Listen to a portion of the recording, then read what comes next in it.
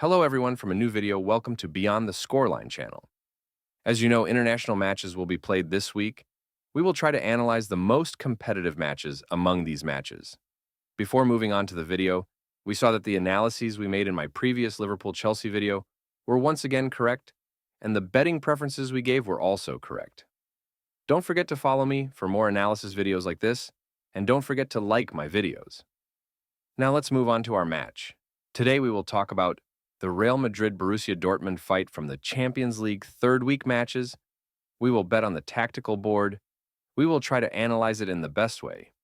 And as usual, at the end of the video, I will give my betting preference for those interested. Let's start with the hosts, Real Madrid. Despite signing a star like Mbappe at the beginning of the season and becoming a team that everyone fears, things are not going exactly as expected for Real Madrid.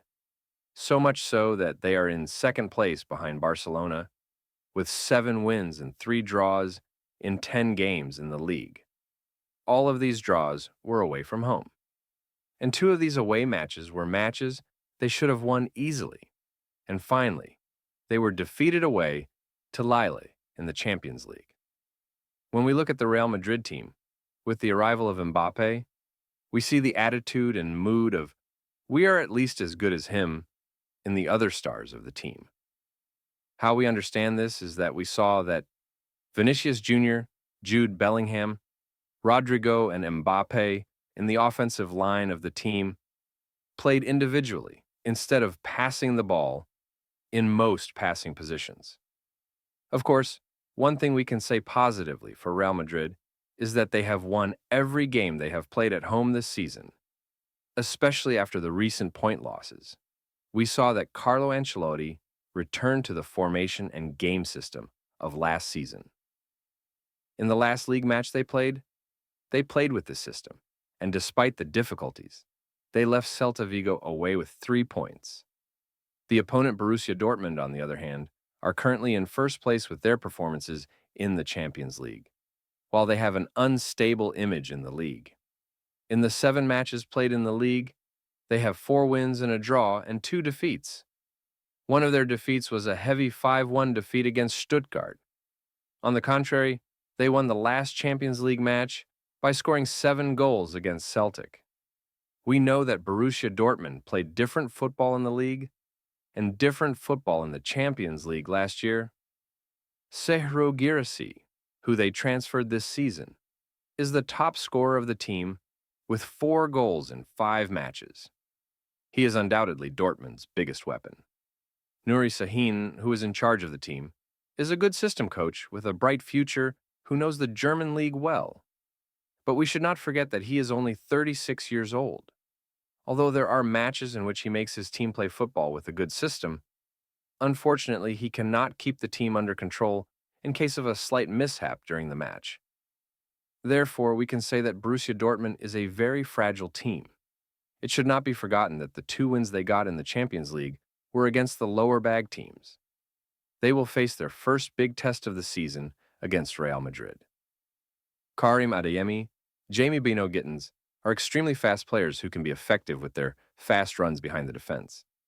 At the same time, it is possible to say that they have problems in decision-making. Apart from these players, Dortmund also have fast players and play with a fast game plan. They have the idea of going to the goal fast. As for the match, we can actually say that it is clear how both sides will play or how they will not play.